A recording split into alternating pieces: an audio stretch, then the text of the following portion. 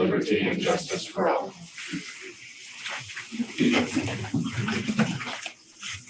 Sylvia, roll call.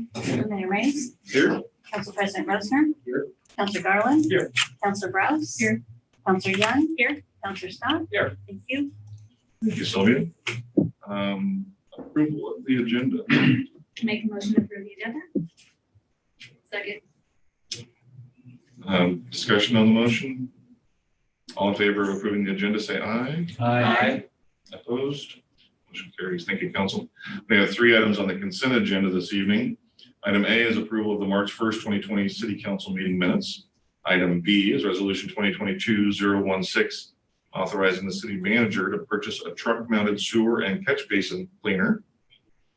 Item C is Resolution 2022-017, authorizing the city manager to enter into a contract with North Sky Communications LLC for the construction of a portion of the fiber to home project for Sherwood project. Move consent. Second. Moved and second. Discussion on the motion. All in favor of the consent agenda, say aye. Aye. Opposed? Motion carries. Thank you, council. Next on the agenda is citizen comments. Anyone in attendance have citizen comments for this evening? Yes.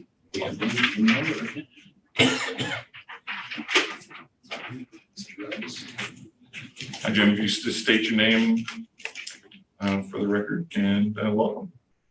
Thank you. I'm Jim Rose. I'm here this evening on behalf of the Sherwood School District. Good evening, counselors. Thank you for the opportunity to address you tonight. On behalf of the district, I would like to take this opportunity to provide some comments related to the current pedestrian bridge design and to the work that Mr. Galati will be speaking to in just a moment. As the Sherwood School District worked with our community to design the new high school in 2017, a few ideas were repeatedly heard. First, the community saw the school and this site as the gateway to Sherwood West and believed it should have an appropriate visual identity that fit our town. And specifically, it needed to be visually attractive while also fitting into the environment. And the design team thought it should not be an imposing building on the edge of the property, but one that fit the location and the design aesthetics of Sherwood as a whole. And then secondly, the community put a lot of trust into the district to make this high school a visually appealing structure where our students could reach their full potential. And the primary view from Highway 99 was very important to those that provided input to the design process. We recognize that with the proposed alignment, sightlines from 99 will be affected. And for that reason, the district would like to see the twin girder option used to minimize the amount of mass and the height of the bridge, thus lessening the impact the bridge will have on the view of the building. And we believe this is the best way to honor our shared community and the trust they placed in the district. And with that, I will stop and I appreciate your time. Thank you very much, Jim. Thanks, Jim. Anyone else in attendance? Any guest? Oh, I'm sorry, Mayor Mays. We do have written comments that were submitted. okay. Well, first, anyone attending via Zoom have comments?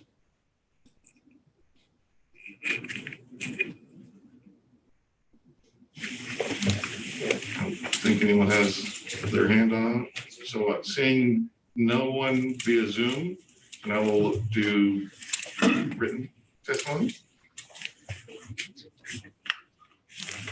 So these comments are submitted by Mary Lavinia Wise Novelli and says, hello, my name is Mary. Dear Mayor Mays, Council, City and Public Service members, workers of Sherwood families, thank you for allowing me to be here again under a very preventable yet devastating time and incident. As some of you may recall, I was here in front of the City Council on Tuesday, November 5th, 2019, after my teen son and 2 of his Sherwood High School friends were struck by an alleged speeding and drunk driver. I already expressed my extremely strong passion for the protection and safety of all pedestrians throughout our small 2-mile radius town in Sherwood at that time. We are fortunate that our boys survived, not without suffering physically, mentally, and emotionally continuing to this day. This present tragedy and extremely twice fatal occurrence last Sunday night, the 20th, should not have happened and must not happen again. Not only do I know the personal pain and shock it feels to know your innocent child has been struck by an automobile, I also know what it feels like to suffer loss in this very situation. In August 2016, our family lost my cousin to a pedestrian and graduate of Silverton High School by an automobile driver, thereby beginning the passion for pedestrian protection and safety in small towns. Allowing me to redirect back to Sherwood traffic and thank Joe Gall, former city commissioner, for his assistance alongside me in this pursuant fixture of the roundabouts, crossing and speeding in Sherwood. I also thank the creation of the Traffic Safety Committee. Unfortunately, in my opinion, all that was started in 2019 to early 2020, halted and was not completed.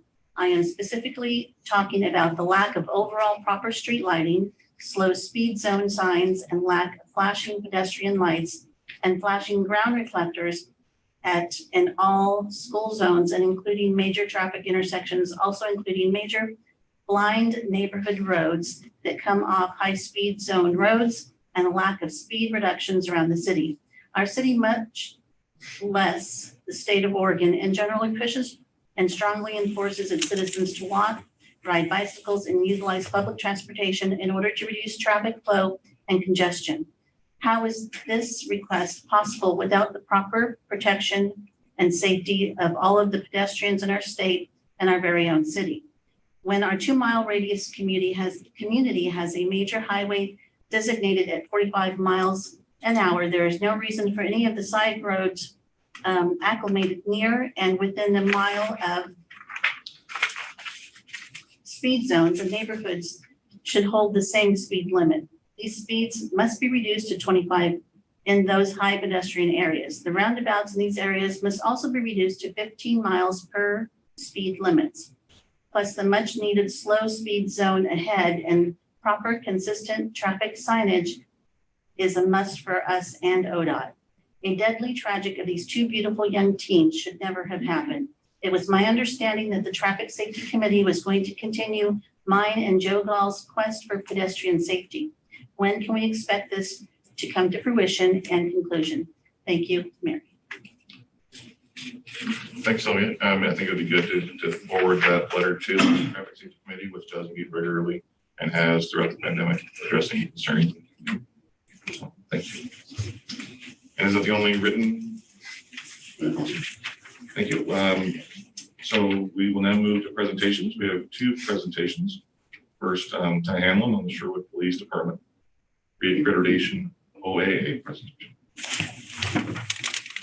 Oh, he popped up. Thank you very much. I'm going to introduce Mr. Hayes with the Oregon Accreditation Alliance. Are you on there? Are you ready to go? Yes, can everybody hear me? Yes. Yes. Okay, super, thank you. Good evening, Mr. Mayor, city councilors, and members of the community. As I was introduced, my name is Scott Hayes. I am the Executive Director of the Oregon Accreditation Alliance.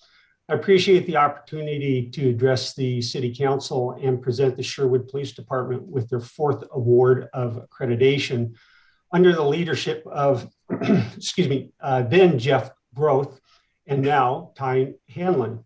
I would also like to take the opportunity to recognize Chief Groth as a board member and past president of the Oregon Accreditation Alliance. He's done an outstanding job with us, and we greatly appreciate his input. We look forward to working with Chief Hanlon now in his quest for further accreditation. Law enforcement is experiencing a challenging society with increased demands for police accountability and transparency. In the past, our profession has faced these challenges and worked with our communities to address their concerns. Accreditation is one step towards building community trust and the legitimacy of our profession. This is a monumental step for any agency to be evaluated by an outside independent organization and have their policies and procedures scrutinized. Accreditation goals are straightforward. They are to support continued improvement of law enforcement services, to establish best practice through professional standards, to establish agency accountability and transparency, and to enhance management of overall operations. The Oregon Accreditation Alliance was formed under the direction of the Oregon State Sheriff's Association, the Oregon Association of Chiefs of Police, and the Association of Public Safety Communications Official. We provide accreditation services for 77 law enforcement and communication centers, both in Oregon and in Alaska. There are 105 law enforcement standards that the agency must adhere to. These standards are based on best practice nationally and through federal and Oregon law. In addition to each one of these standards, the agency also must show proof of compliance that the agency follows policies and best practices. I know that a number of staff members were involved in the process, but I would also like to recognize Administrative Assistant Angie Hess as the agency's accreditation manager. She's worked very closely with our assessors throughout the progress, and she has done a phenomenal job of preparing the agency for review. Chief, if you are in fact there, I can't really see you, but Chief Henlon, on behalf of the Oregon Accreditation Alliance and its board of directors, I would like you to present you with your 4th award of accreditation. Perhaps you might have it in front of you, but this is something that it might look like, and hopefully it got to you in time. For the city council or anyone, if you have any questions, I'd be more than happy to answer them. Thanks, Scott. Appreciate you joining us tonight and letting us know that Sherwood Police Department met all the standards to be reaccredited. We're certainly proud of our new chief, our retired chief, and our entire department. It is a ongoing city council goal to maintain our accreditation and have the highest standards for our police professionals, public safety professionals, and we're proud of each and every one of them. So thank you, Scott. You're more than welcome, sir. It's hard because I got to look this way, but I know he's up there. Thank you, Mr. Hayes, and appreciate you coming. We did get the plaque. It's going to be up on our wall, and we look forward to working with you over the next few years as well. And I need to reiterate the shout out to Angie. Phenomenal job that she does year in and year out, keeping us on track and ensuring that we meet all those standards, because they're not easy, as you stated. I should be looking this way. Sorry. So Scott, in Oregon now, how many city police departments have achieved accreditation? Well, there are 8 communication centers of the 77 that we currently serve. We are also, Alaska does not have an accreditation program. And so a number of agencies in Alaska have reached out to us to provide accreditation services to Alaska. And we just signed on Nome, Alaska yesterday. That brings us up to 4 agencies that we're serving up there. So right now we're looking about 72 or about maybe 68 law enforcement agencies in the state of Oregon. And that will also grow, just for your information, in that now the legislature has passed legislation that agencies with 35 officers or more are now mandated in the state of Oregon to become accredited. So Sherwood is definitely ahead of this, and they're not going to have to worry about those problems that are going to come up shortly for a number of other agencies. Thanks, Scott. Any questions for Scott or Chief? Council? Awesome. Thank you again, Scott. Appreciate it. And thank you, City Council and the Chief. Appreciate it. Have a good night. Thank you. Thanks. Awesome. Next presentation is update on the pedestrian bridge. Bob?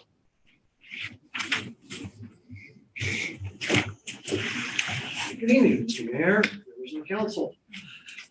As you remember, this is a follow-up to the first meeting, the work session, where we presented information to you, council, prior to going out to an open house, online open house, which included survey questions of the public.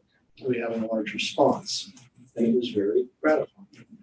Now we're going to follow up with what the open house has, as far as data goes, what the open house came back with and where we are with designs and basic, acceptance of where we're going to go in the future with everything.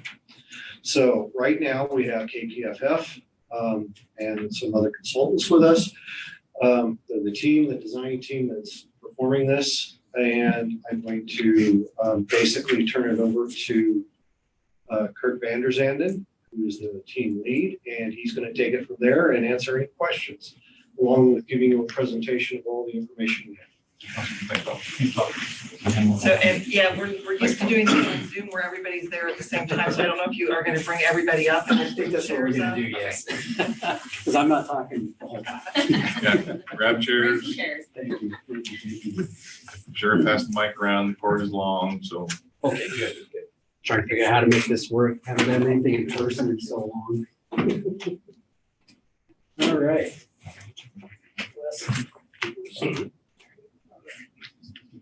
So let's do a quick round of introductions. Kurt Vander Zanden, I'm the principal and civil engineer with KPFF. I'm actually the project manager for our fine design team. With us, we have. I'm John Brashears. I'm the president of architectural applications. We're bridge designers. Wes Sugar, DreamWorks, landscape architect. Pass that on down. I'm Craig Dalton. I'm a structural engineer with KPFF. Right. So just to go through real quickly what the meeting goals are and the agenda that we're going to walk through this evening. Well, first off, thank you for having us here. Sorry about that. And nice to meet you all in person. I know we talked last month, but I will say this is our first time in person in like 2 years. So give it a little bit of latitude. With that, so the goal of tonight is to really give you an update on the progress we've made since last month.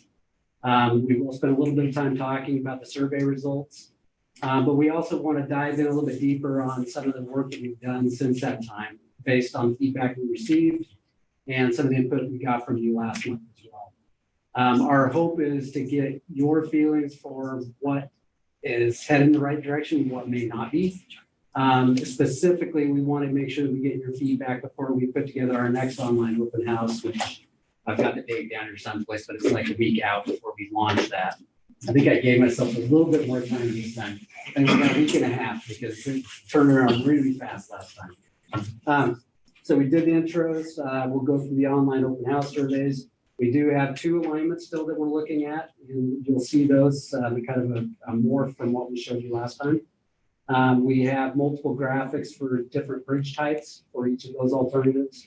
And we do have a couple of different options for landings on the YMCA side of 99W for one of those options. Then we'll talk a little bit more about next steps and of course, open forum. And just to make sure everybody's aware, feel free to jump in at any time with questions, please. I'd much rather have a conversation than sit up here talking. So. Awesome. Thank you. All right, so first off, the open house results, these were actually pretty stunning to me. The number of responses that were received surprised me. 174, I think, is the total. And we had a very large number of folks say that they would basically use this bridge as a pedestrian. One thing to point out, so 74% say they would use it as pedestrian, 47% they would use it as bicyclist.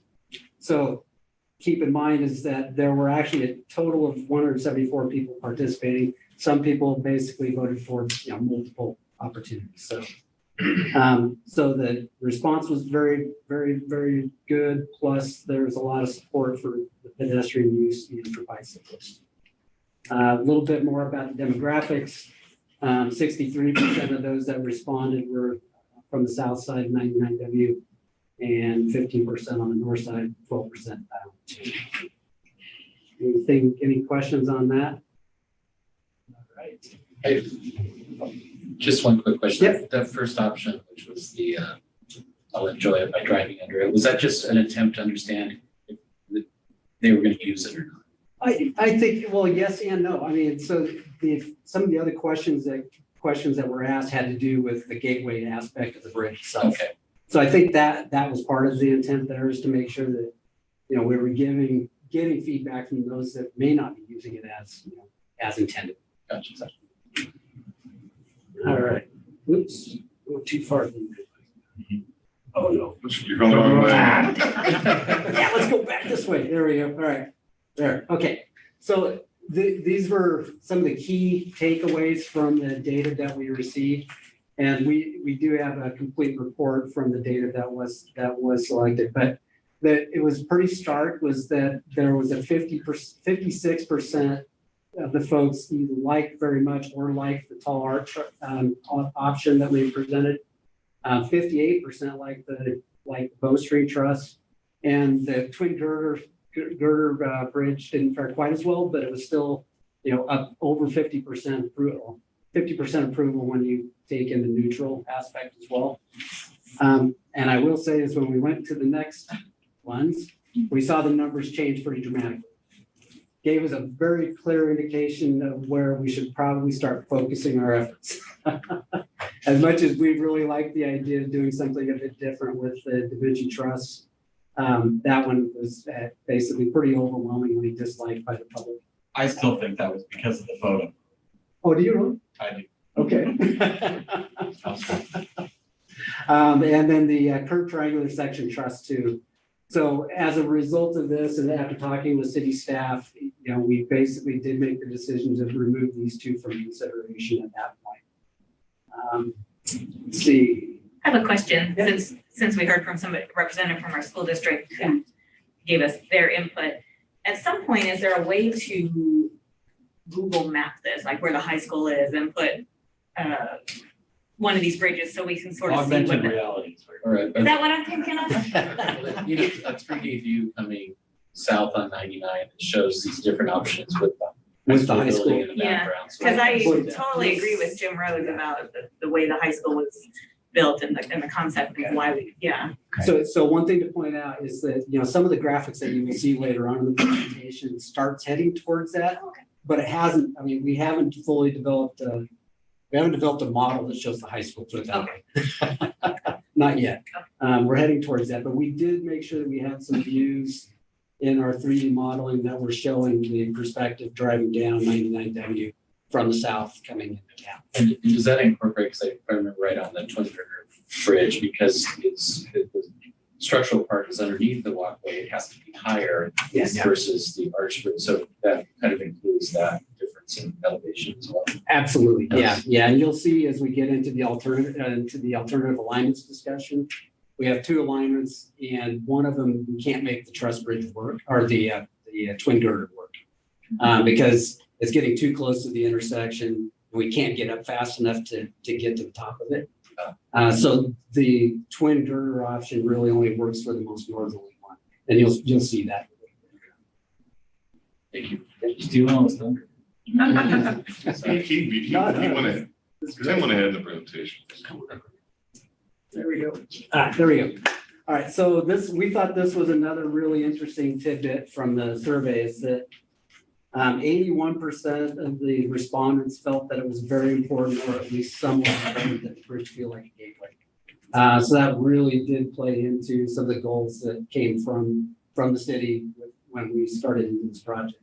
It was clearly one of the goals, and it validates that goal from my perspective. So with that, we will launch into the alternatives. So what you see right here is essentially what we're calling alignment option A1. This is essentially alignment A from our previous presentation, with one exception. We essentially have made a slight shift to center the bridge over the roundabout. And what that has allowed us to do is to drop a pier, in the center of the roundabout to allow us to shorten some of the spans. Craig was particularly concerned about the depth of the structure over the roundabout if we didn't do that, as we would have actually ended up with essentially a longer span over the roundabout than over the main highway, which was really interesting when we realized that's a good call, Craig. One of the downsides to this option and dropping that pier in the roundabout is that it will require some additional utility relocation work. There's a gas main and a water main that is basically built right through the center of that. We will do what we can. This is the selected alternative to minimize that.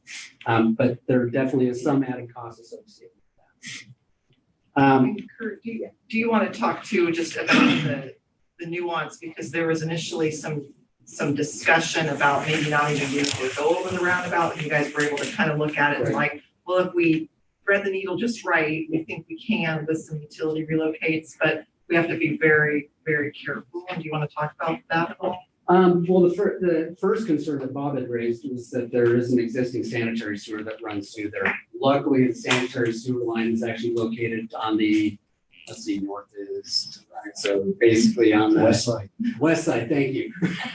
I don't know why we didn't put that. So there is a deep sewer line there that there was some concern about, but we actually, if I remember, we're almost 20 feet clearance from there. So we do feel like we could get a foundation system in there that would be able to accommodate that without doing damage. I think the other thing to consider is that the east side of the highway, the hinge point there was really based on how far did we need to take it in order to meet 4.5% slope on that pathway, which is ideal from the standpoint of bikes and pedestrians and meeting ADA requirements. Julie, did I hit on what you were looking for there? Yeah, I guess the point I just want to make sure that that's conveyed is that it really is kind of threading the needle. And so, if there's a desire, like, why can't we move it that way? We might not be able to because of the intricacies of what's in the roundabout. Absolutely. Let's see. So other things to consider, we'll get into the landings, but we heard from you all last month that, we want to do something at that hinge point on the east side to flare that out a little bit. And you'll see in the landing sketches that we've addressed that. We've also looked at providing a direct connection from that hinge point down to the sidewalk on 99W to allow a direct connection to the tread system on the other side of the creek. So we've got that built into all options at this point. Am I missing anything, folks? I'll just add one more thing. Going back to the way we shifted it, going back to the way we shifted it, going over the roundabout. There was a comment made last time that the bridge shouldn't look like an accident or an afterthought. If we put a bridge over the roundabout and it doesn't go right across the center, it will look like a huge accident. So we felt that was really important. Are there any concerns with visibility in that traffic circle, having a pier right in the middle of it? We actually, the roundabouts, the site triangles on roundabouts are a little bit different than typical intersections. Because frankly, somebody coming from, say, Elwood southbound, and the person coming in on Elwood, they're not going to see, the person on Elwood doesn't need to see somebody off of the northbound until they come around that corner a bit, right? So this is not causing an obstruction within those site lines. We made sure we double check that. But I know you haven't done final engineering, but what do you envision that pier? What kind of diameter on that pier? I'm gonna look to my structural engineer to answer that one. We're not sure yet. It might not be round. It's a design feature. When I said round, I was like, he's going to say it might not be round. But I just kind of size wise. Yeah. Order of magnitude is in the order of 2.5 to 3 foot. Oh, yeah. Oh, And I would like to emphasize that the roundabout, the design of that roundabout was a straight through roundabout. In other words, we didn't round it up like we did on Century Drive. So you have a complete line of sight through there. We also removed all the trees that were supposed to be planted in there. And that reduced it just basic down to shrubs. So I think that here in the middle of the roundabout is not going to be a problem for any sightline distance of seeing traffic as traffic enters and leaves the roundabout on any of the entry and exit roads. All right. Onward. All right, here we go. So Wes, your turn. So I'm going to get into the landing option for this highway. Really did one. And actually, before I get into this actual landing, I just kind of want to take it back to some of the comments we had last round. And, one of them was to add stairs at the top of the bridge as it went down the ramp or the walkway. And also to have like a little bit of a wider maneuvering area at the top. So we've added that to this version, or all versions, excuse me. And everyone knows that this is the most difficult landing to do. If you're trying to thread the needle with the YMCA, in addition to the expansion of the YMCA, which you'll see in that perspective rendering, is that white kind of massing, it's an assumed building. And so all options kind of play towards the survey results for the bridge type with the arches or the trusses, and it's kind of curvilinear and not too many straight lines. So we're kind of playing off of that theme a little bit here. And so with this option, we provided a walkway, accessible walkway. And as you all recall from last time, that's a difference between 5% slope and then a ramp is, about 8% slope with landing. So you're kind of going up the way. So both meet ADA, but this version plays well to having a accessible walkway. Can I just make one comment? For those out watching YouTube tonight, I don't want anyone to think that there's a big planned project to expand the YMCA right now. We're just trying to be very thoughtful about the hypothetical expansion, what it would look like. We don't want to do anything with this project that would preclude us from expanding the YMCA in the future. Yeah. Well said. Good point. The one other thing I want to point out here before we leave this drawing is I know we had some negative comments about the massing around the Y under these scenarios last time around. And I think Wes and his team has actually done a really good job of trying to clean that up quite a bit here. So that was very deliberate. I think we are looking at probably doing a bit more structured walkway in here as opposed to doing mounting to try to keep that as light as we can. Yeah, and it also kind of dips. It's kind of hard to see that the actual existing grade kind of dips down. There's a bunch of kind of nuances to it. So assume the whole ramp or walkway system with either option is going to be unstructured to some degree. Let's take a look at the high school site. Yeah, here is the high school site. Yeah. I have a feeling you're looking at the perspective view first. I just want to be clear that's just showing the deck massing of it. You're going to have a railing system, and railing systems can be, somewhat transparent, or they can be totally blocking, depending how thick it is. So just take note of that. I know this is very sensitive, and that's why we did it, obviously. So this is the landing option that hits the high school. All alignments are pretty similar. It's not so much of a gateway feature here. It's very utilitarian. So one comment I know we received was stairs to Kruger, particularly for football games, and then shuffling kind of students up towards the sidewalk towards where the main entrance would be, and pushing all the pedestrians either stairs or ramp down to the sidewalk for the option. Before we get there. All right, so now, John, do you want to switch places or you want to do this? Okay, let's do that. Here we go. So I'm going to turn it over to John to talk about very, very extensive work he's done since last time.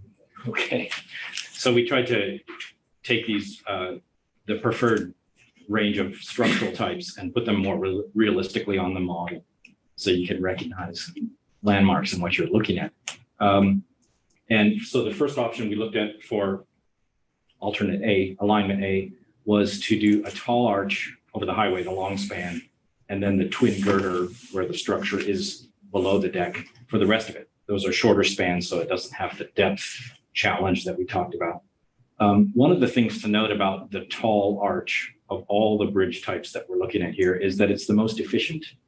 That means it takes the least weight of steel to span that 200 feet across the highway of any of them.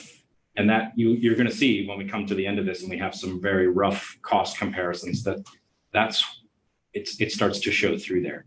It's some of these that use this tall arch and the long span, at least if not in the other spans, are some of the lowest cost. And it's predominantly because you're not buying as much steel to do this job. So that's worth bearing in mind. Other than that, it's sort of relatively quiet. The twin girder is just a straight mass along. It's worth noting that the railings are required to be higher when they go over roadways. They're anti-throw, anti-climb barrier, and not as high when you're not over the roadway. So in this case, although it's hard to perceive, the railing is actually changing heights. We may or we may not want to do something with that, but it will be a requirement that we manage it in some way. And also, I just want to point out in the lower right, we have included here some on the bridge views looking towards the high school. So in the view at the top of the page, the high school is actually out of the frame. It's that far away. But as you sort of almost make your way all the way across Highway 99 on that bridge and are making your way towards the high school, you can just see a bit of it there that we've represented in the model. Number 2. Yeah. So the second option is doing something very similar, but going with a lower, the bowstring truss option.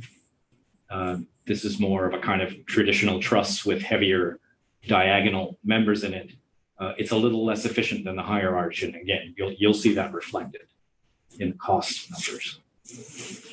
So John, am I right in saying that everything from basically the west end of the main span over is essentially identical to the tall arch? That's right.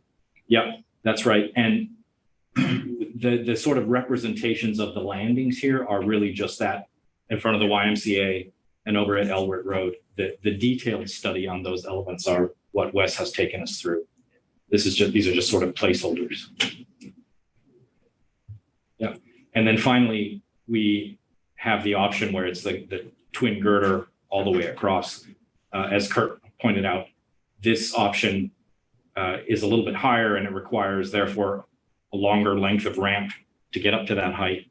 So for alignment A2 that's further to the south, that option is not really viable. The other aspect of this scheme that I really want to emphasize is that we proposed this option as a way of doing a relatively straightforward and simple bridge structure. And we showed the example of the highway bridge, Interstate 84 bridge in the Dalles, where the bridge is all about the arch. That's what makes it recognizable. That's what makes it memorable to people. There they have some sort of sculptures of salmon and things. That really is the essence of this bridge. If we're going to do this, then we really need to be serious about the art component and engage the artists early and make it that. Otherwise, sorry, I'm still not sure about that. trust me. That's awesome. I'm getting We need to hit the mute button. Right. All right. So anyway, it's just worth bearing in mind that the art is a particularly important component on this. All right. And similarly, if you did either of the other versions where you have the twin girders on the other spans, there's art opportunities all there as well. Absolutely. There is, yeah. All right. Any specific questions at this point? Any additional questions on the A1 option alignment? Yeah, more, can you go back to either the tall arch, maybe? Same question for the bowstring, but taking in mind Mr. Rose's comments from earlier, it feels to me, and correct me if I'm wrong here on my perspective, but I don't feel like this arch or the bowstring would present a sightline problem at the high school as I'm visualizing that space, because the high school's off this other direction. The fact that we have the girder along that whole pass over the round and everything will continue to keep the sightline at the high school obstruction minimized. And the arch itself is really completely, someone driving down 99 as an example, the arch is going to be in front of you, the high school is way over here. So I don't feel like that concern is necessarily a problem with either one of these options, given that the girder approach is on over the roundabout. So am I wrong in that? I don't think you're wrong on that, but I'm not positive. I think we need to take another look at it just to make sure that. Yeah, we can try and create some visuals to help that, but I think generally speaking, you're not wrong. Yeah. Thank you. But the one that Mr. Rose was liking is the third one, the third option.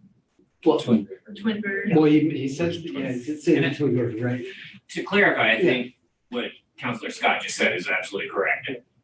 For us, having, I think, the twin girder from 99 to over is kind of the most important factor. I mean, the bridge in general is going to decrease your vision from driving on 99. You're right. I think the arch is probably not the biggest issue directly over 99. It's kind of the rest of the structure that we're interested in Okay. minimizing. Thank you. Thank you. So we're gonna go to what we're now calling alignment 8.2. So 8.2 is a kind of the midpoint between what we were calling alternative B and alternative A last time around. And what really drove us to look at this was trying to take advantage of the opportunity to utilize the stormwater facility just south of the roundabout to actually get a couple of additional piers in there to help us shorten spans a bit and to better manage that. As I said earlier, under this scenario, we don't have enough length in order to get up to be able to accommodate the twin girder on this one because we just flat out don't have enough distance. And you'll see a couple of variations on the landing on this side that we would like to get your input on. We struggled a little bit even with getting just a simple ramp to get up to it. So we've got one where we're actually showing a little bit more of an extension of the pathway rather than just talking about it. And Kurt, I guess another reason why you looked at this one initially is because of the impacts of utilities within the middle of the roundabout and wanting to look at an option that avoided having to do that, especially when we thought that they might hit the sewer. It's still, if we go through the middle of the roundabout, there will be costs associated with relocating those utilities that are not necessarily insignificant. And so we wanted to make sure that there was an option that was looked at that allowed us to avoid that. Correct? Absolutely. Yeah. We felt like there would also be some cost savings under this scenario because of the ability to do better spacing on the supports. And we also felt like there might be an opportunity to do something a little bit more, quote, signature structure type here that we will get into in a little bit here. What am I missing? All right. Yeah, here you go, Wes. Your turn. All right, so for this A2 alignment, it's a little bit closer to the intersection. It's not obviously scrunched up against it, but it's a little bit more, thought needs to be into how you do the landing. And so we did two options to kind of address. One was kind of a ramp system where you can really kind of pick up grade, and another one, which I'll get into, is a walkway less than 5% slope. And so this option right here is pretty similar to A1 landing. Except it's a ramp system. And so we're going up, let's just say 8% with landings. And providing stairs, trying to provide also kind of a gateway element. To be clear, so. That was weird. That was weird. That was like echo. It's like my twin brother in the control room. The ramp, what's the grade of the ramp? So it'll be a series of, the code is 8.3%. I mean, we designed for 7.5 nowadays because of all the issues with ADA. So 7.5% for 30 feet, and then you do a 2% landing of 5 feet, okay. Then you go back up. You'll see it in a lot of places. A little bit of a stair step. Yeah, exactly. You've all walked on that kind of a ramp 100 times. Yeah. So about twice as steep, 4% versus 8%. Yeah, pretty close. Yeah. I mean, you do have to And short landing, stretches. It's kind of weird. Okay. Yeah, but yeah, steeper, for sure. So yeah, that would be the new ones there. And internally, we think walkway is a little bit more preferable, but I don't think it's a deal breaker in terms of ramps. I think one of the downsides to the ramp system is the suitability for biking. I mean, that definitely will be a bit of an impact on somebody trying to ride a bike. Is there anything else in this one? No, I don't think there is on this one. So let's go to the next one. So this is one where essentially we've tried to get enough ramp in order to be able to to maintain that 4.5%. Walkway, actually, sorry, I just wanted to make sure, but this one's the Oh, I'm walk. sorry, walkway. Yeah, so we have to extend for a little bit of a flatter walkway, so then we need to kind of make it longer. So we kind of wrapped around, and we thought that this was actually a maybe more safe option, you know, someone's not gonna go blazing down the ramp or walkway into Sunset Boulevard or whatnot. This kind of gives a kind of a shuffling of people with bikes to the side. And so it's Certainly prefer to the two, at least from my, certainly of this or the previous one, this is preferred. yeah, yeah, I think I'm glad we looked at it, and it's a little bit taller, but it's not massive. It's just a little bit taller than other ramp system in terms of like what you see at the intersection, but it's fine. What about the psychology of a 13-year-old kid going, I have to go that way to go that way? There are Well, stairs. yeah. technically. Well, I know I'm talking, I'm at that intersection, I can cross the street, or I gotta walk back. Go over. That's what you can't cross the street. Again, there's right there. Yeah, we got Right at that. the intersection. Oh, I missed the stairs. I'm Yeah, sorry. there we go. Yeah, we thought of that. Okay. Yeah, so yeah, the intent is to allow able-bodied people to basically be able to get down quickly to the intersection itself. So it wouldn't force the out of direction traffic. Bike friendly is significant. Oh, yeah. That's why we made sure we had to have this one on here. It's important to notice Wes's impression in the lower right of how it stacks up against the YMCA. And just another note for folks that might be watching, with that rendering there, I think our plan at this point is we close that crosswalk. So it would not be a one crosswalk, going this across is showing a crosswalk there, going across line 9, so Okay. just for folks listening, that's an important design point. Can you go back one again, I sure can. If I can. then move forward? Forward? Well, You're trying to go, I'm comparing the two. Yep. If I can respond to Okay, thank you. to Counselor Roser's statement there about the removal of the crosswalk. Remember, that's a state highway and the crossing is a state facility.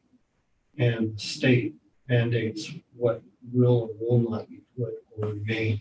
Yeah. Regardless of what we're doing with the bridge is our bailiwick to solve, but that crosswalk and Is the their domain. signalization We have to is work with. probably going to be permanent. The state probably won't allow us to have that intersection without an at-grade crossing. Doesn't mean we're not going to try to get it, because that's what you would like. But I don't think we need to go right out and say, we're going to get it done. Because it is a different agency's facility and it is the state's facility. Yeah, super appreciate the clarification, but to your point, it's something we can work with ODOT on. Yeah. Sure. Sounds like we need some help, our state rep in the back of the room, Representative Neron, who has been super helpful this whole process of our bridge. All right. But yeah, here's A2 landing, as we're calling it, at the Sherwood side. So you can kind of see some of that impact where that stormwater facility is with the alignment going that way. And the landing here isn't terribly different from what was previously shown for A1. So it's, I don't want to say it's bland, but it's very, again, utilitarian. It's you to where you go. I need to delve too much on. And then the switchback to go to Kruger, some stairs, but mostly a ramp. It looks like it from a grade perspective. Yeah, so sorry, the gray part. The red part. The red part. It's technically all stairs. I colored it as a stair, but it would just be a walkway up to stairs. And you could take those stairs and you could spread them out, right? And go stairs and walkway stairs. Just for coloration, I just need to know. Want to make sure you have some bit of clarity, so I appreciate that. All right. Okay, now we're gonna launch in, now John's turning in. Okay. So there are a number of really nice things, nice opportunities that alignment A2 presents us. One of them, as we explained, is that we take advantage of the stormwater facility to put more columns in there and we have shorter spans. Coincidentally, what we end up having then is a bridge with 6 spans and they alternate. The first one goes over a roadway where you need tall head clearance, and the next one goes over a green space where you don't, and so on, completely rigorously. And so we thought we would take advantage of that structural efficiency of the tall arch that I just talked about and just repeat it. Right side up, upside down, right side up, upside down. It would, when we go to talk about the sort of pre-manufactured options, that's all those pieces could be pre-manufactured in the same way. It's quite efficient and comes out to be cost competitive. I think we'll see that. And there's a nice rhythm and a logic to it. It's beautiful. Additionally, the alignment A2 just pushes the main span of the bridge closer to the intersection for whatever gateway value or convenience value you may see to your pedestrians, bicyclists. Pedestrian experience as well. On top of the bridge, the experiences. It's true. When you have this sort of straight shot of A1 and a good part of it becomes all the structure goes away, disappears below the bridge, you end up having this quite long straight walk. This becomes a more interesting traverse. All right, a much better experience for the pedestrian. I think so. And the bicyclist. Yeah, sorry. You can, so non-motorist. Yeah, non-motorist. And you sort of whatever non-motorized feet or there you go. And again, lower right, you sort of get the impression of how those undulating spans look. Another thing worth saying, it's in our final summary, is that this would be unique. We've not been able to identify another bridge that does this. Certainly not in the country. And we liked the idea so much that we decided we'd try it with the bowstring because it also works. Yeah. That was not as appealing to me. It's really interesting is even just among our own team, there's almost a 50-50 split between this one and the other one. So. Between the tall arch and yeah, I come with the bowstring, but that's just me. They're not mutually exclusive either. I mean, it would be possible to build a bowstring over Highway 99 and then reduce the arches as we approach the school to be the truss option. It would be great to see some renderings with the high school front road. Yeah, with those options as well. Yeah, that's what I was just thinking. As I was actually just making notes. And the combination could be very interesting to look at. The tall arch and then the lower bowstring. But certainly from a first take, the first version of this alignment to A2 is pretty cool. Yeah. Well, we have the drone view here. We could sidewalk view would be great too. We have the ability to create those. In order to get the full high school in and map some of these views, we're gonna need to expand the model beyond the limits of our survey. So it's gonna take a little extra effort. Yeah, a little bit of a scope creep. Just stating. Yeah. But the one thing we can do, I think we could get out there and actually just do photographs of the high school from the highway. And we can try to at least lay in generally where this is going to sweep through. We can actually start to understand somewhat what this visual. Yeah, I just want to make sure we're honoring our concerns of our amazing partners on the school system. Right. And there's one final version for this alignment, which is the tall arch. Again, because it's efficient and because the twin girder doesn't work in this location, but it is then twin girder for the remaining. And one nice thing about that is that the arches and bowstring trusses we showed you before are straight. So the bridge is segmented. It's a series of straight lines. Here, those twin girders can be a continuous smooth curve, which adds some elegance to the bridge. And those can be prefabricated as well. Yes, I mean, they're not terribly difficult either way. So, yeah. This suits ever so more efficient. Okay. We just left this slide in from last time.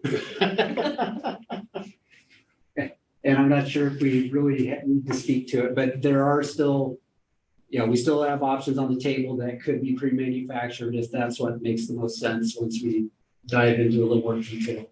Yeah, we can get into cost, but our intent was to explore this in more detail before we come before you again.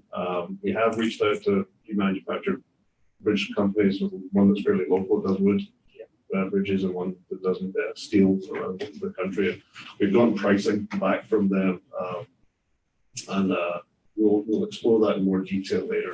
We actually end up in a situation where we have one portion of the bridge would be manufactured and the rest would be custom designed. They'd all be prefabricated, so there's no question of farm work and shutting down the highway. Everything would be fabricated and lifted into place over a night closure or weekend. Right, that's the most important thing is, okay, it's built someplace and lifted in place. Yeah. That's what's important. I don't think we're not going to allow us to do any other. Did we ask any questions in the survey about preference of material like wood or steel or concrete? I don't know that we did, but we're going back out to the public again here shortly. That's a good question. I think we'll probably add that question. Yeah. Those wood, that bottom center one is sure pretty. It is. Yeah. We need to be sure we communicate that a wood bridge is the sections are going to be bigger than a steel bridge. I believe Craig said that in one of the earlier meetings, and you can see it here. Just those along that bottom row, if you look at the steel on the right and the left and the wood in the center, it's a much more massive element. Along with that, not only will the analysis going to have to include some sort of what's it going to take to maintain that bridge over the lifespan or the expected lifespan of the bridge use. Yep. So we're going to have to weigh that as part of your analysis that we're going to present to you so that you have a clear understanding of it's not just the one-time shot, build it, walk away. I am 100% on steel until I'm convinced otherwise. Craig, you don't want to go out and sand stained every year. This is not your back deck. I'm not opposed to that. I do am looking for a second career. And I'm sorry, Bob. Okay. All right. So this is a bit of an update to what we had presented last time with regard to alternatives. We have gotten into a little more detail. Enough so that we've broken it into two charts. So and we're saving the best for last for Craig to talk to. Essentially, all of these options pretty effectively address the safety concerns. They completely separate pedestrian bikes from Highway 99 all the way over to the high school site. Under accessibility, they all do meet ADA. I will say is that, if we were to select the option, landing A2-1, there you go. That was the one with the 8%. And, there is a slight reduction there as far as our assessment with regard to accessibility if you do that. Slightly steeper slopes, a little less traversable for bikes. Desirability, we were trying to draw a nuance between these two, and frankly, towards the end, I almost just changed this and said they're exactly the same, because essentially they are within almost like 20 feet total length of each other, so they're essentially the same. The southerly one is just a slightly less distance, but not much. Both of them do have direct impacts to the overhead utilities. I think we've known that will clearly be an issue that will have to be dealt with. The alignment A1 options do bring in the complexity of dealing with some relocation of some gas, a fairly large diameter gas main and and a water main that are both located within the roundabout. From an environmental perspective, there's really, no difference between the two. We don't believe there are any wetlands along the A1 alignment. I think the only thing that you might consider is the A2 alignment. It actually does have some impact into the existing stormwater facility. Don't think that's probably not a huge issue, but it's something we want to make sure we point out. And you build a stormwater facility, you're planning for the next change to the stormwater facility. Seems like. I mean, I've been doing. I was gonna say, wait a minute, are you a civil engineer? I've been dealing with that for 30 years, so, yes, that definitely is the case. All right, and so last and certainly not least, Craig, you're on.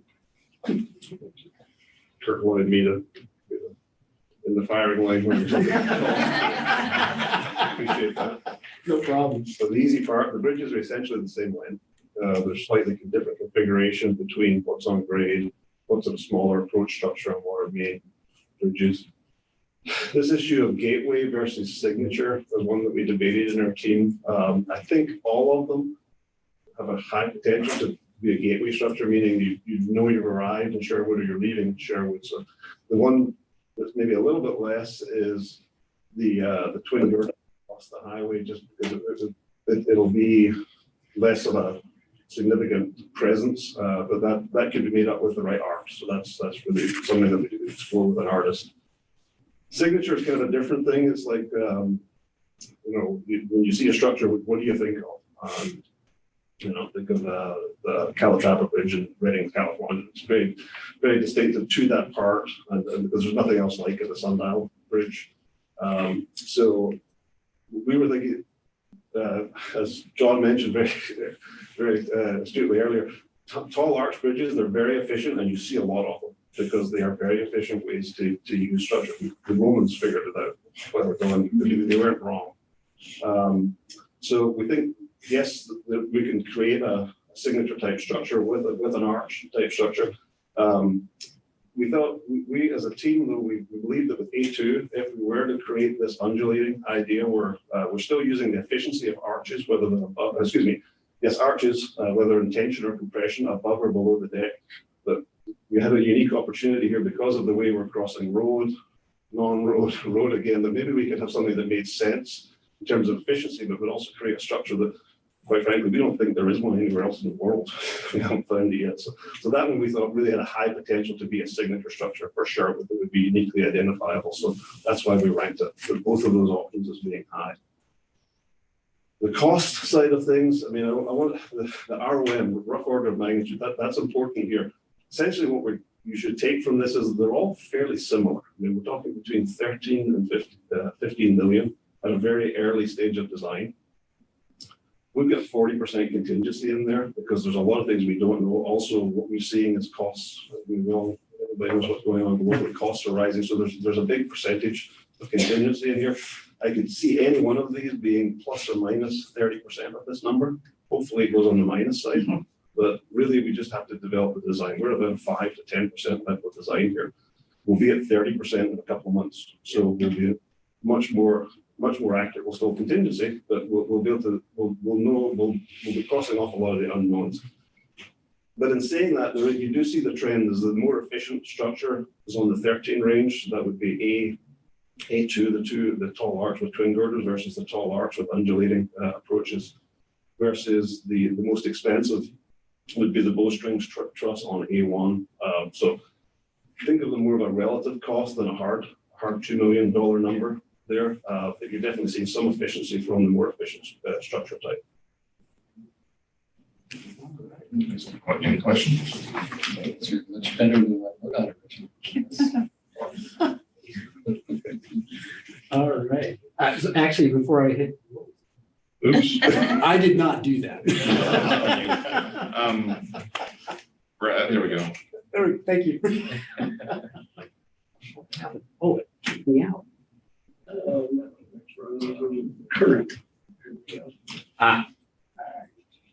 Oh, wow, I accidentally moved something there. All right, so for the next steps, essentially, we are getting ready to launch the next online open house.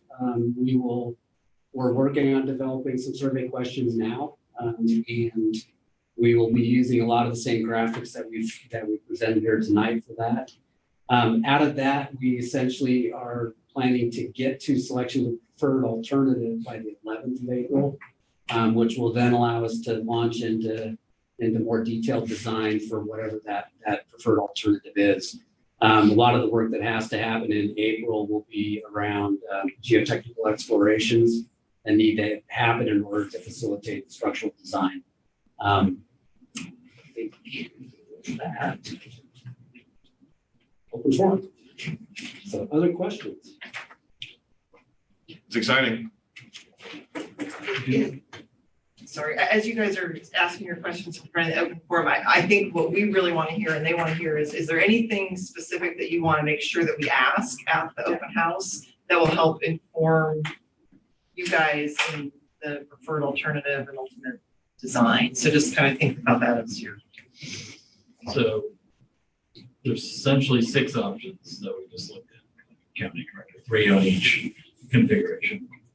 Do we want to narrow that down at all before we go to survey? Do we want to go to survey with all 6?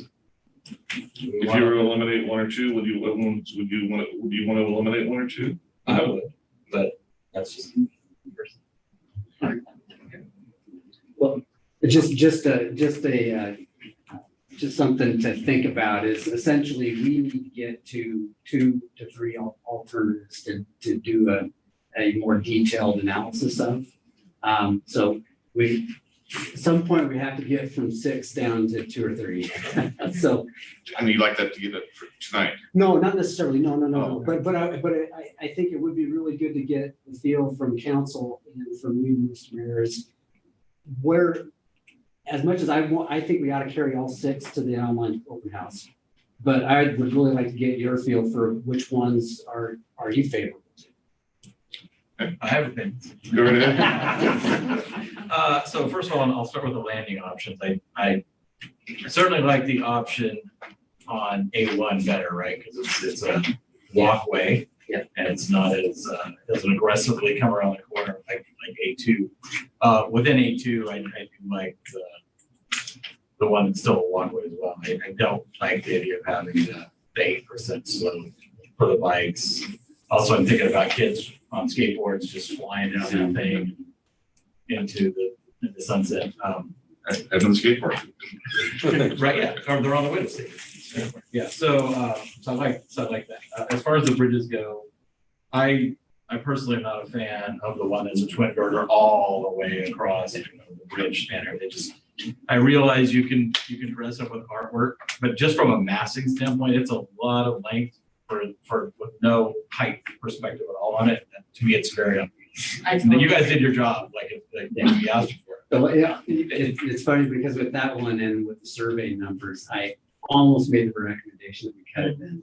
I came really close, but it was 50-50. So if it was a much shorter span, that might work much better. But for me, I would get rid of that one. I love the undulating idea. I have my preferences, but I think the other 5 would take out the survey. But I'm also keenly aware of the high school, concerns as well. I want to make sure that we come up with a good solution. I think that's where I like the undulating design, the dynamically stable cycling. Yeah. But I like that, but it's hard for me to rule something out until we see those visuals and understand what the visual impact is. Let us think about how we can do that without having to do a bunch of additional modeling. But I think we can come up with something. But I agree with you. I think visually looking at the models right now, the full twin girder one looks plain now. But in working and talking to our Cultural Arts Commission and stuff, I also am putting on an artist hat thinking that's a blank canvas, that we could potentially have our Arts Commission or local artists look at and say, let's spice this up a little bit. So it could be something more than right now. Look, and I'd also like to certainly acknowledge what Jim Rose had said tonight about the views of the school from the roadway and making sure that we're not impeding the view of the school. But I'm I want to take a different perspective and look at the view of the school from the bridge itself, walking on that bridge. And I'm looking at these models and I'm seeing the second one that kind of curves around the second landing coming around. And that's a beautiful view. It looks like I can imagine it would be this nice sloping turn that's looking at this beautiful school on a hill, you know, that we've got with this full face windows, 3-4 story windows. I see that and I look at these bridges and I think this bridge could actually be a great view vantage point of our school, you know, and so that's kind of what I'm looking at. And I agree. I'm a simple man. I saw the undulating one in my voice. My head said, wow, you know, that was a very unique thing. We talk about a gateway. Somebody driving into the city and seeing that would, I think, trigger an emotion. I used to, pre-pandemic, commute to Salem every day. And so coming home from night, driving through Woodburn, again, neon lights, I'm simple. I see those and it would always make me smile, you know? And so I want something in Sherwood. I don't want plain. I grew up in suburban Minneapolis. I lived in Las Vegas. Things were plain. I don't want plain, you know? So I've said that before on our design, when it comes to our walls on Roy Rogers. I don't want us to look like Las Vegas. I want us to look different. Las Vegas, they're boring. They're the same color that everything is in Las Vegas. So we have an opportunity to really do something special. I'm wondering if we leave all 6 onto the next open house, if there is a way on the twin girder all the way across one that looks kind of plain in my mind to, because the public's not going to think, oh, we can add art to that because they haven't been part of our discussion. So Maybe some example pictures from communities. Well, there's where they've had the- or just some narrative that says, you know, this would allow us some creativity with art or so, I don't know. Okay. I think to me, it's still like, you can put all the art you want on it. It's still 1,300 feet by 6 feet, right? You're not getting any height. Yeah. So. Yeah, no, I don't necessarily disagree with you. That one's my least favorite from all. So I personally like the second set of 3, so A2. I do not like the approaches on that. I like the approaches better on A1. My preference would lead to A2 as the ones to consider. I like the ones that went up like this and then under. I liked the third one though, and would also concur with Kim that there's a way that we could show some artwork or something to dress it up, that visual aesthetic. That's my comment. Yeah, and I think that could be as simple as, I'm trying to figure out how it would fit into the graphics that we've got here, but last time we were there with you. But basically, we did have some graphics that showed exactly that, right? So Yeah. I think maybe just dropping that in and saying could look like something like this. And but the third one, just to clarify, the third one, you mean the third one in A2. Correct. So the one that has the arch, but then And the then girder, yes. sweeping girder, which also is very. Yeah. I like, and I think you commented on this, Sean, that the fact that that is a continuous curve Yeah. Yes. versus the, you know, the Yeah. sections, it does add a little bit more. Something. But I like those 3 better than I like the first 3. Yeah, I have no interest in the twin girder across the whole way or whatever. 0. It's not even on my, if I had no other choice list. I concur. Well, if that's the public option, we just cancel the whole project. No, I didn't. I'll be shocked. Well, you're looking at opinions and give opinions. I have my opinions. No. I like comments made by everybody. The second alignment, that curve is great. You know, avoid utilities on the roundabout is great. Definitely wow factor. There's a wow factor on the undulating. I like and efficiency. Wow and efficiency. Yeah. There you go. Yeah, it's less expensive, yeah. It's a rare combination. Double wow. As I sat through a meeting earlier this week that was talking about spending $30 million on 205 and the Abernathy Bridge to do nothing other than study tolling in greater detail, but nothing close to being efficient. Bit of work, very frustrating. So to hear, yes, efficient and wow. And the first one, that we know of. Yeah. So that is that. It takes a lot of, right, it takes a lot of effort to get me off of that at this point, learn more, see more, get more perspective from the community. But that's my number one and my number never. So I'm not hearing though a strong desire or direction to take the twin girder out. I'd take it out. I'd take it out. That was one of the first, So- on A1, right? Yeah. I'd say get rid of A1 personally, but Oh, all of it. all of A1 and just go with A2.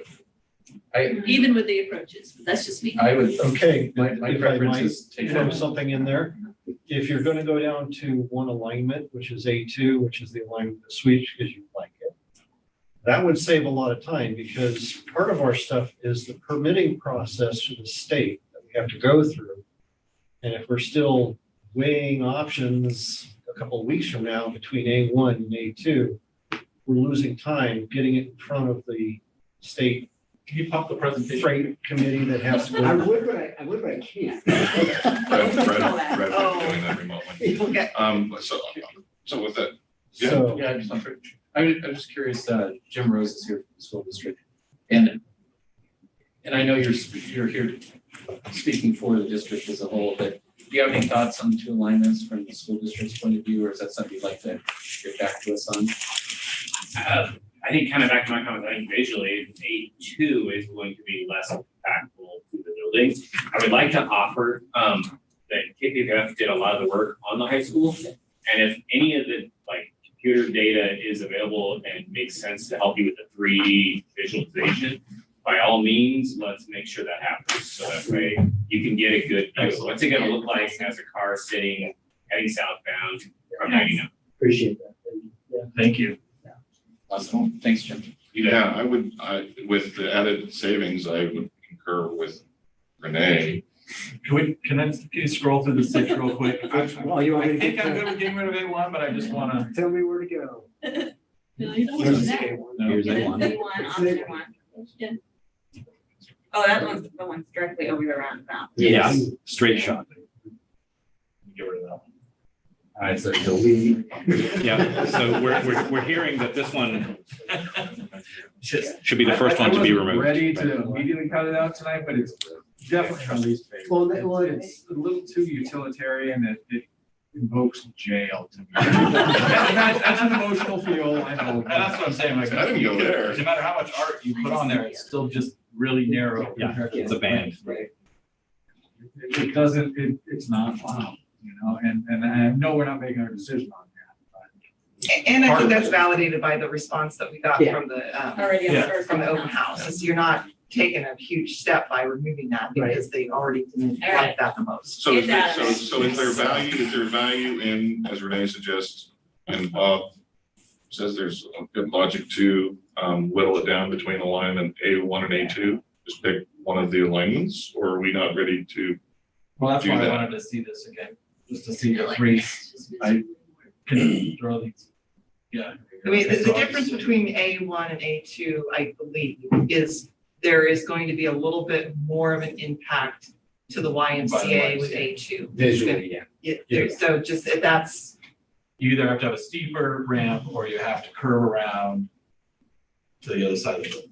But I think I've heard a fairly strong preference for not doing the ramp system and going ahead and wrapping. I basically, from the comments received here tonight, it sure sounds More of like. the walkway rather than. Yeah, Yep. yeah, And which I think makes. am I correct in hearing, you said earlier that you could do a combination of tall arches and bow spring arches in this unbuilding approach? He said that. That's what I thought. So I'm just wondering if on the part closest to the school, if we wanted to alleviate, we could use bow strings, maybe in the first 3 sections and then tall arches. in the Or on second. just the first? Yeah, I'm just, I don't know an exact number of just the idea of that. We can play with the aspect ratios of both types. And what it is the tall arches we're calling is really a true arch. In other words, the arch is acting like compression or tension, whereas the bowstring is acting like a truss. So it doesn't actually care so much if it's curved on top or straight like a railroad truss. Interesting. So we can play with the depth, and I think we should, especially with the realistic rendering, and see what, and actually we can modify that so we still get that undulating, waving look. Maybe we decrease the height of it as it gets closer, just so that it's less of a visual impact. Okay. I think, I'm going to get rid of A1. I am too. Sounds like the A1's gone. I don't know, Sean's wavering. No, I'm definitely in favor of A2. I'm just hesitant to cut our choices so thin, but I will. Save time, save money. I will go along. I probably right now wouldn't choose something from A1 now anyways. So I'll see. So if I'm hearing you correctly, as I'm trying to corral these guys too. We're gonna get rid of A1. Yeah.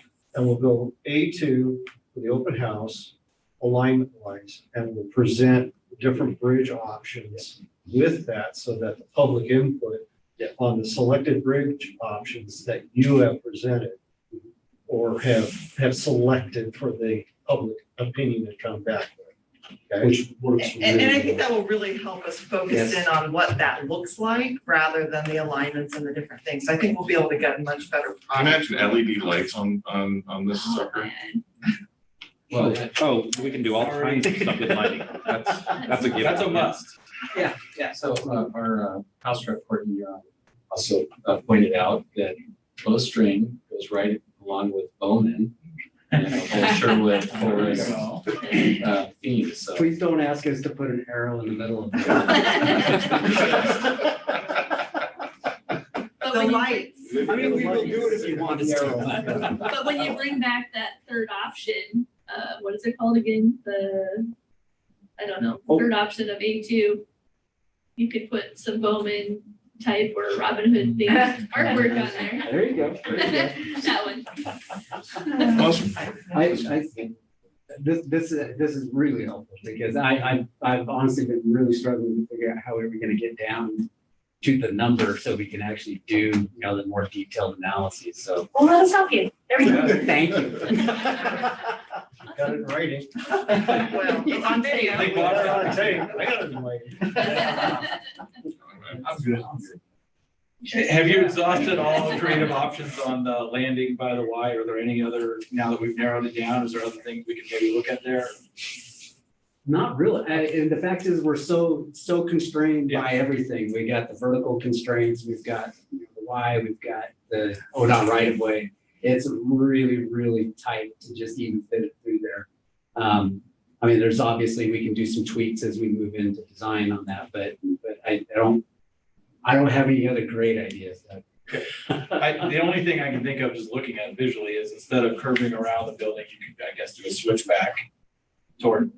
See, it's the issue that I had with the switchback is I think it starts to drive us back towards what we were seeing with alternative B last time. And we're really trying hard not to get that big mass right in that corner. So that would be my concern. But I think that I think part of that was the visual. It was very blocky, right? Here it's more open. So I don't know. Maybe seeing it would be, I don't want to put too much. Maybe I'm just one. I can just see the curving around and, kind of creates a. So I do want to acknowledge, though, thank you for the work you did from our last comments about the stairs. In addition of the stairs at the, the apex of the ramp or walkway, whatever you call it, and, on this curve as well, because I think that's something that we look at, there's design and then there's reality and, what are people going to do? And I walk a lot by the traffic circle by Walmart. We've got that nice little flower bed where we've got a sidewalk that goes like this and then comes back like this and goes to the traffic circle. And there's a path that goes right through the flowers, And so with this here too, we're going to have this great bridge. People are going to take the crosswalk anyways, because it takes too long to get to the bridge. Then we shot ourselves in the foot. So I really appreciate you guys taking our feedback on that. It makes a lot of sense. I have a question for Bob then. talking about the crosswalk that we're gonna need to work with the state on. When should we start those conversations? Now, Yeah, that's what I was thinking. We need to as like, soon as possible. Yeah, because we're gonna be talking to them about, I mean, we're already talking Yeah. about the bridge, so I think that's just part of that conversation.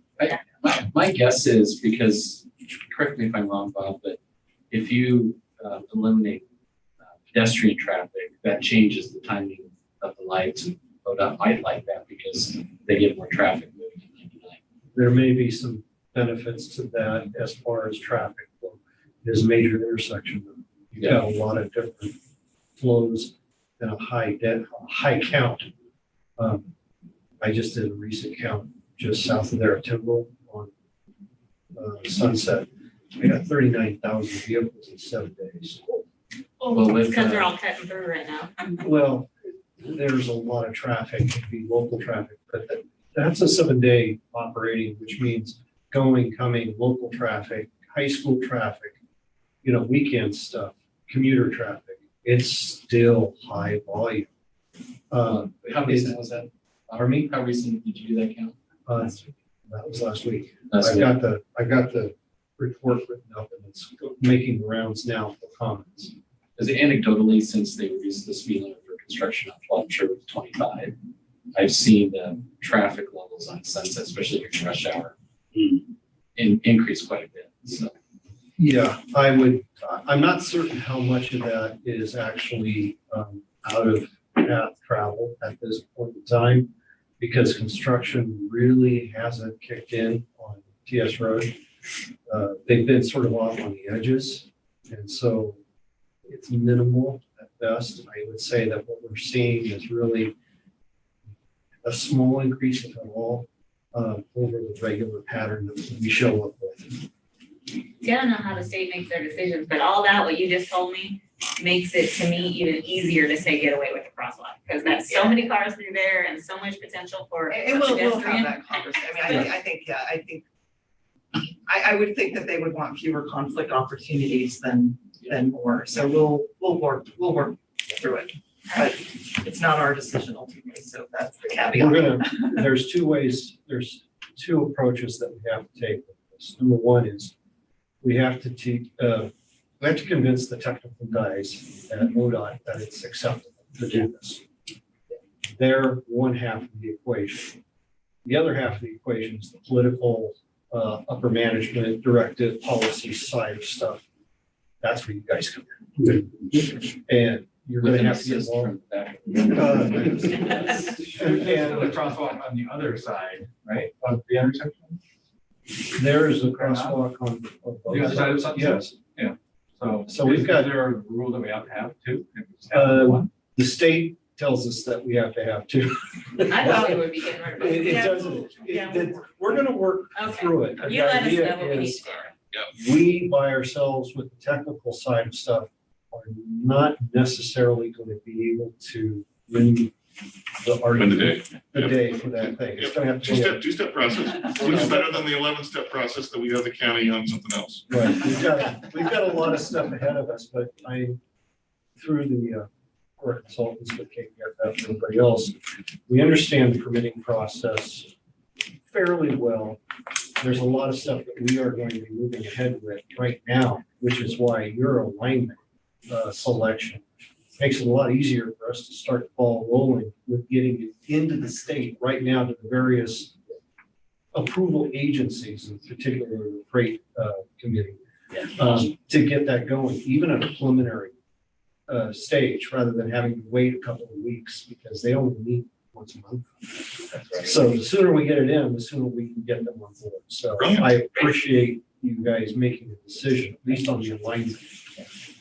And I think I'm speaking for, we appreciate all your hard work and consultants' hard work on this. And speeding things along is the sooner we start construction, the cheaper this project. I will say it's the turnaround time between the last meeting and this one was pretty tight. You guys are doing great. And thank you for coming in person. It's nice to see you.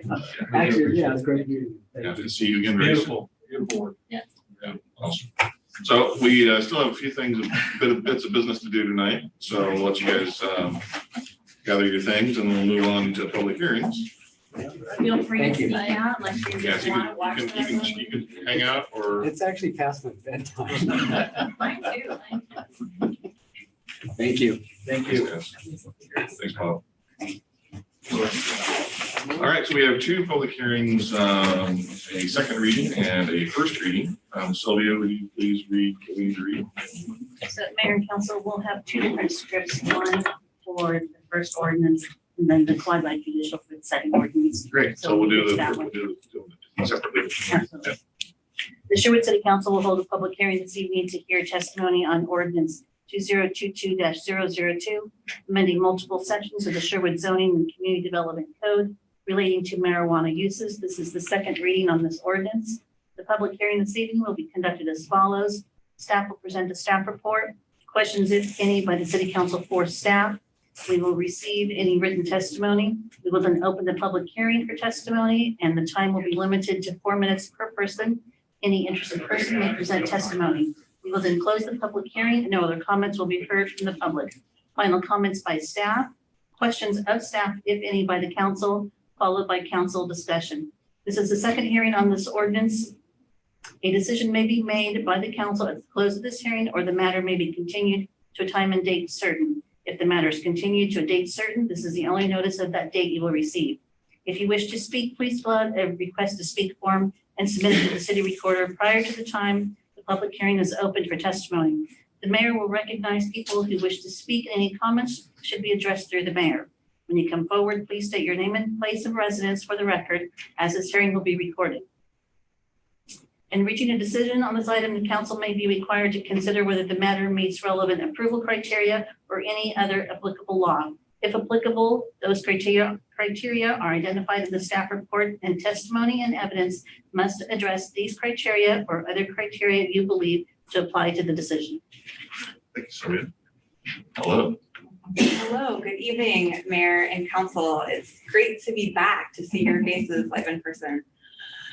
2 weeks ago on March 1st, I gave a presentation on some general housekeeping amendments that were recommended by the Sherwood Planning Commission pertaining to marijuana uses and marijuana land use processes within the Sherwood Zoning and Community Development Code. Since that time, staff, we haven't received any additional public testimony. And with that, I don't necessarily have any changes to anything before you tonight.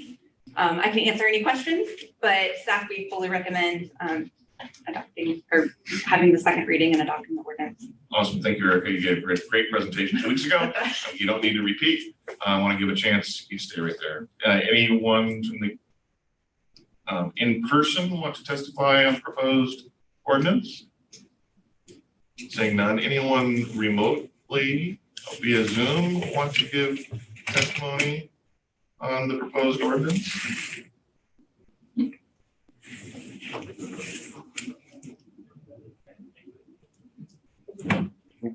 There are none. And we received no written testimony on, so we will close the public hearing portion of the second reading of this ordinance.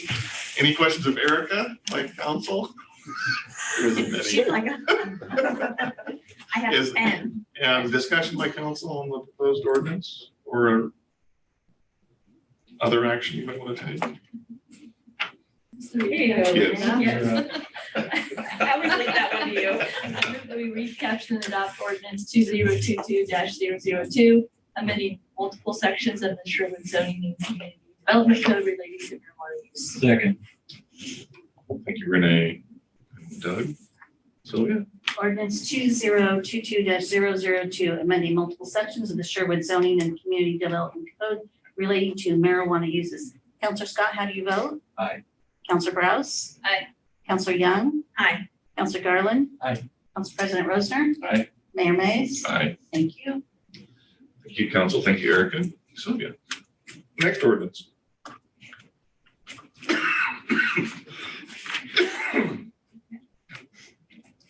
The Sherwood City Council will hold a public hearing this evening to consider testimony on ordinance. There. 2022-003, approving annexation of approximately 20.0 acres to the city of Sherwood and clean water services within the Tonquin employment area comprised of 5 tax lots and an adjacent unnamed right-of-way. The public hearing this evening will be conducted as follows. Staff will present a staff report. Questions, if any, by the city council for staff. We will then receive written testimony.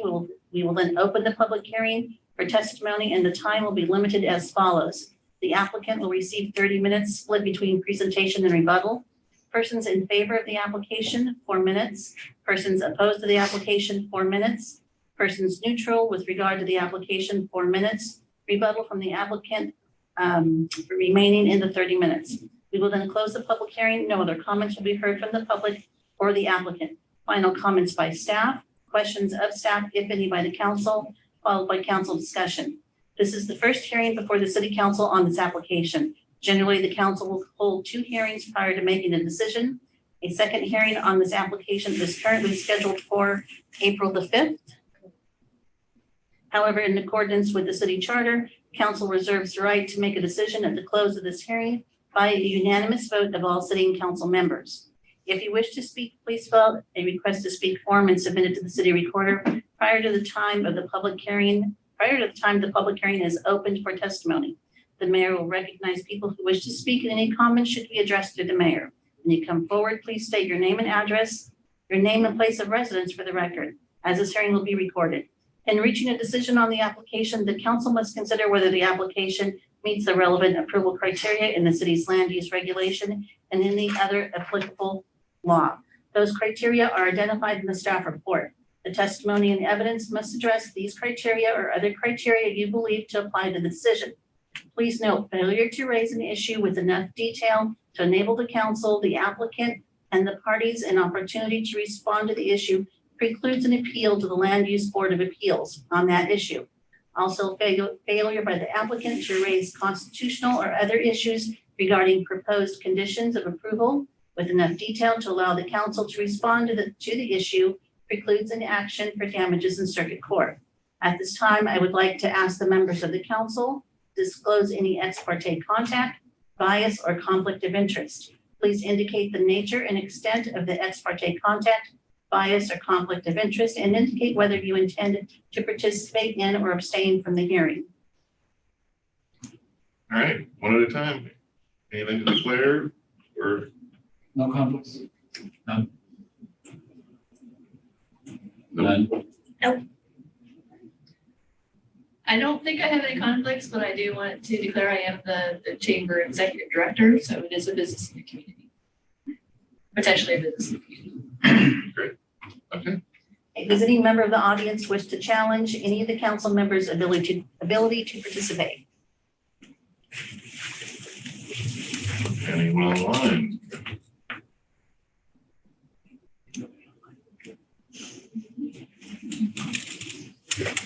The new normal.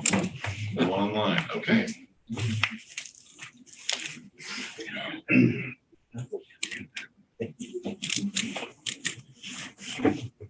I'm just saying we gotta figure out a better way to. I'm doing good. Day one. But it's good to get Tyler's chair and keep him up and active so he didn't fall asleep, so.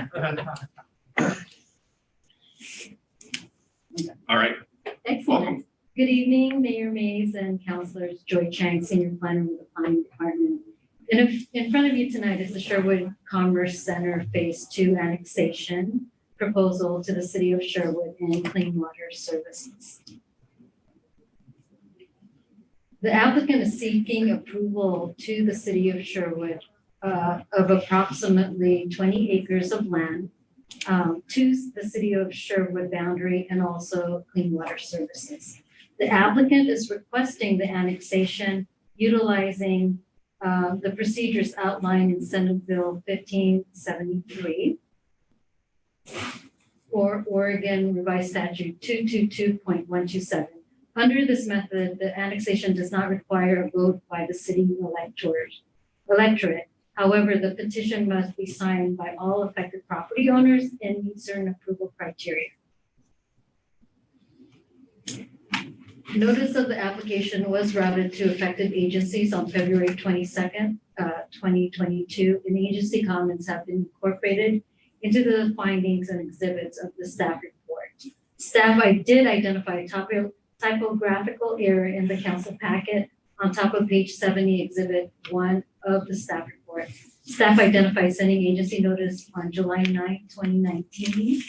This date is definitely an error, and the date should be February 22nd, 2022. This error does not change any of the staff's findings and are still valid. The subject property is comprised of 5 tax lots highlighted in red in this slide. The subject site is located southeast of Southwest Oregon Street and is adjacent to an unnamed roadway that connects to Southwest Tonkin Road to the west. The properties are addressed as 14240, 14250, and 14260 Southwest Tonkin Road, and all within the Tonkin employment area. The project site is 19.76 acres of private property, plus an additional 0.24 acres of right-of-way dedication, for a total of approximately 20 acres.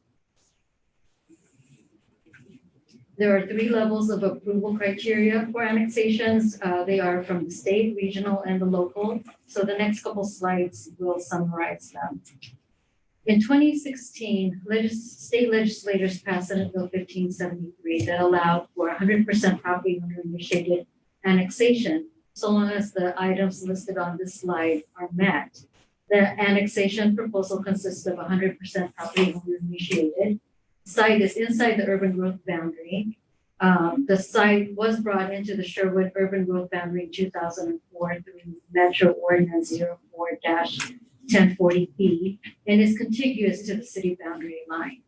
Besides submitting the Senate Bill 1573 annexation petition, in 2012, Sherwood voters authorized annexation of properties in the Tonkin employment area into the city, subject to council public hearing and approval. Joy, I'm sorry. Just a note, the map up there is wrong, but the map that you previously saw was correct. So the information is all accurate, but the map is wrong, just so in case you get confused. My apologies, I missed that. Furthermore, the applicant is also requesting annexation to Clean Water Services District, and under the provision of ORS 199.510 sub 2C, this provision allows a site annexing into the city be also included in the boundary of the service district. Let's hope this next, I don't have a map, excellent. City staff has reviewed the urban services and determined that it is feasible to serve the site as indicated in the staff report. The site is within the Washington County Enhanced Sheriff Patrol District. Once annexed, the site will be withdrawn from the county's ESPD, and Sherwood Police would serve the site afterwards. The proposal is consistent with urban service, Clean Water Services, and Tualatin Valley Fire and Rescue agreements. The proposal will also promote orderly facilities, affect urban services, and avoid duplication of services. This map is actually correct. This slide identified the local comprehensive plan and Tonkin employment area plan approval. The city of Sherwood completed the Tonkin employment area concept plan in 2010. As described in the staff report, all the growth management and Tonkin employment area criteria have been met for annexation. Once the site is annexed into the city boundary, employment industrial, the EI zoning designation will be applied. Based on the criteria of Senate Bill 1573 and ORS 199.510 sub 2C, Metro annexation criteria, and the city's policies in the comprehensive plan and the Tonkin employment area concept plan, staff recommends approval of the Sherwood Commerce Center Phase 2 annexation petition to the city of Sherwood and Clean Water Services District. Council alternatives tonight hold the first public hearing of this ordinance and adopt the ordinance tonight with a unanimous vote, or hold the first public hearing of this ordinance and issue a decision on the matter after the second reading on April 5th, or hold the first public hearing of this ordinance and direct staff to revise finding that denies the annexation request. That concludes my staff report and can answer any questions you may have. Thanks, Joy. Stay there first. Will anyone in the audience want to testify on the proposed annexation? Anyone online wish to make comment on the proposed annexation? Yes, we do have the applicant online. Oh, no? Nobody. Oh. Yes, we do. Can you guys hear me? There we go. Yep, right ahead. Failed. Okay. We can hear you, but we can't see you, so. We see him on our screen. Oh, okay. Okay. I was going to say that's probably for the better, but There he is. thank you, Mayor, Council, and community for your time this evening. And thank you, Joy, for your presentation on our request for annexation. I'm going to keep this brief. I think you hit the highlights. But again, my name is Colby Anderson. I'm with VLMK Engineering and Design. Address is 3933 South Kelly Avenue in Portland, Oregon. And I'm here representing Schnitzer Properties, formerly Harsh Investment Properties, and John Niemeyer in their interest in the annexation of the subject property. I mostly wanted to come online to say that myself and my team is very excited to work with the city of Sherwood and to partner further with the city of Sherwood for the subject property and the development of that property. As mentioned, this is the phase 2 of the Sherwood Commerce Center property. Phase 1 was recently approved by the Planning Commission on February 22nd, 2022. So this development will reinforce that and become kind of a second phase to that project. And so we're very excited to move this forward. And you know, the team that we have is a local team. We're really excited about kind of creating infrastructure within Sherwood to help attract great jobs. The track record of Harsh Investment Properties and John Niemeyer is to create really high-end facilities that attract great jobs, high-paying jobs. And so we're excited about that. And to that end, in the interest of kind of moving forward with the development of that, we would like to request that, provided the council is in agreement tonight, we would appreciate if we're able to approve this annexation in one hearing, but obviously that is up to you guys. But I'm happy to answer any questions if helpful to that end. And that is all I have. Thank you very much. Thanks, Colby.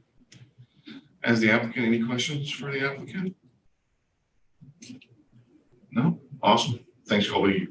Thank you. Anyone else online? I don't know.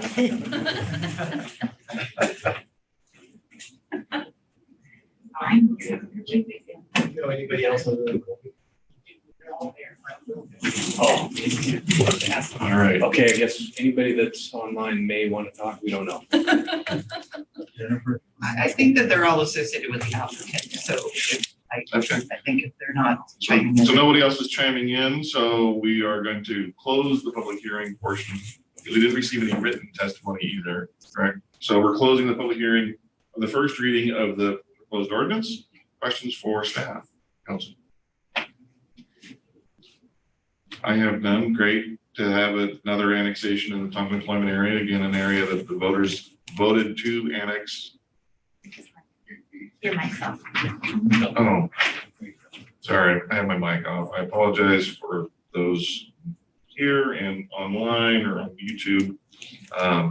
Thank you, Joy, for the presentation. Thanks, Colby, for giving comments from the applicant. It's great to have 20 acres, another 20 acres to be annexed and proposed to be annexed into the Sherwood and the Tonka employment area. The Tonka employment area, as Joy mentioned, has already been voted on by the community to be annexed when property owners are request annexation. So that's great. And it's phase 2 of a really good project. So it's fantastic. Good deal. Is there a desire by council to agree to the request of Colby and the applicant to vote on it tonight, or would folks like to? Given that meets all the requirements, the state, our friends in Salem have obligated us to accept it, and the voters have already approved annexation. I see no reason to delay it. I would rather vote on it tonight. I took my words. Yep. Same with me, and I'm typically the one that says second readings on everything, but really this one's out of our hands, and we are excited to have it anyways. And the public voted for this in 2012, and All the same things Doug just said. Awesome. I agree as well. Awesome. So does someone like to read? Sure. I motion that we read, caption, and adopt ordinance 2022-003, approving annexation of approximately 20 acres to the city of Sherwood and clean water services within the Tonkin employment area comprised of 5 tax lots and an adjacent unnamed right-of-way. Thank you, Renee. Thank you, Kevin. Sylvia? Ordinance 2022-003, approving annexation of approximately 20.0 acres to the city of Sherwood and clean water services within the Tonkin employment area comprised of 5 tax lots and an adjacent unnamed right-of-way. Counselor Scott, how do you vote? Aye. Counselor Browse? Aye. Counselor Young? Aye. Counselor Garland? Aye. Council President Rosner? Aye. Mayor Mays? Aye. Thank you. Thank you, Sylvia. Thank you, Joy. Thank you, council. Next on our agenda is city manager report. Thank you, Mr. Mayor and council. And I'll compare what other people said. It's really nice to be in person and to see everybody. My first city council meeting in person since I've been here. So also very nice. As a history buff, I have to say, beware of the Ides of March as well. So what I wanted is just a brief opportunity for the finance director to talk about a recent recognition that we received. So, turn it over to David. Yeah, just to make council aware that we're just alerted from the Government Finance Officers Association that we did receive our a distinguished budget award from GFOA for the most recent past budget, which was passed last spring. So we've had that for quite some time, a long time running. So, we're going to continue that moving forward in the future. So, but that was exciting news we got this week. Well done. So with that, Mr. Mayor, I'll be happy to answer any questions.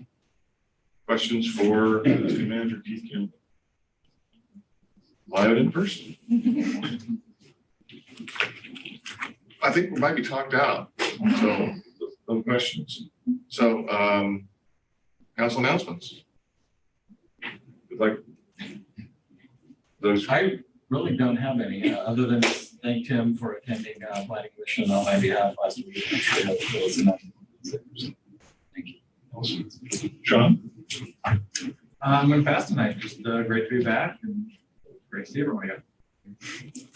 Library Advisory Board meets tomorrow. There is a wonderful newsletter out there that Adrian puts together. If you want to know what's going on. So the Senior Advisory Board met last week. They're still continuing on the road of age-friendly city, but they desperately need help at the Senior Center for meal assistance and other things. So if you are finding yourself without something to do, please contact Maya at the Senior Center. Oh, and Thursday, St. Patty's Day, they're having a lunch in there. I think there's like 80 attendees. They really need help on Thursday. That's it. Thank you. Kim?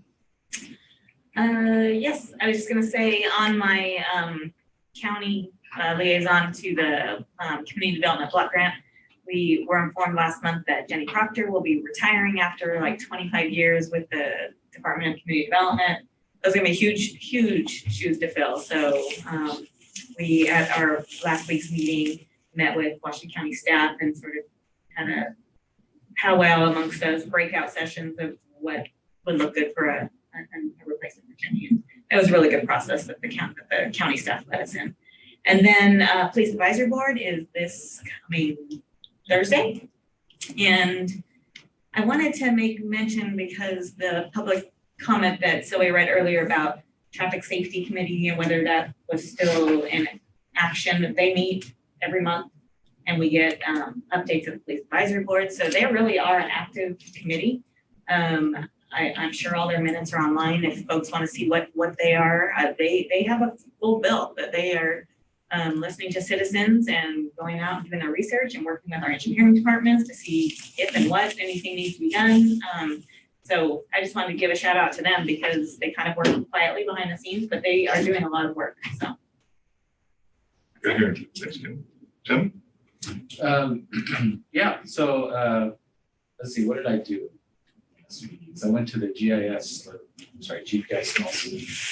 consortium meeting. We had a good meeting with that group. We had a legislative update on things going on in Salem as they relate to economic development. A lot of discussion around the governor's new task force. They're calling it a task force, but I'll call it a task force for looking into the semiconductor industry and how to do a better job to attract and lure those companies and those projects to Oregon. As some of you may have heard in the news, Intel just signed a big deal in Ohio. I think it's worth $300 million on 2,000 acres. It's really disappointing that we didn't get that here in Washington County, but they are working on the problem. I also, as Doug pointed out, I attended the Planning Commission meeting. That was a fun meeting. It didn't last till midnight, so I was pretty cool for that. And but the two main things I wanted to mention is that they did discuss an application, a PD application, to build some apartments in downtown Sherwood. From my point of view, it looked like a good project. I liked it. They're actually putting in more parking, proposing more parking than they have to, which is nice to see. So that doesn't happen very often. So I was pretty pleased to hear that project. But that, for those that are interested, that project is over across the street from the Arts Center, just a little bit down from there, along where the apartments are. Cannery Square. Cannery Square. That's right. No, what are they? Cannery Row. Cannery Row Apartments. We also talked about housing choice, and they went through a lot of feedback that council gave in the previous work session. That was a pretty interesting conversation. So they're taking all our feedback and working that into those documents. Awesome. Thanks, Tim. It's getting late. I'll make it quick. WCC meeting, LOC, and Metro Mayors covered lots of topics, but more work to be done. So we'll report more at the next meeting. So with that, thank you, everyone. Great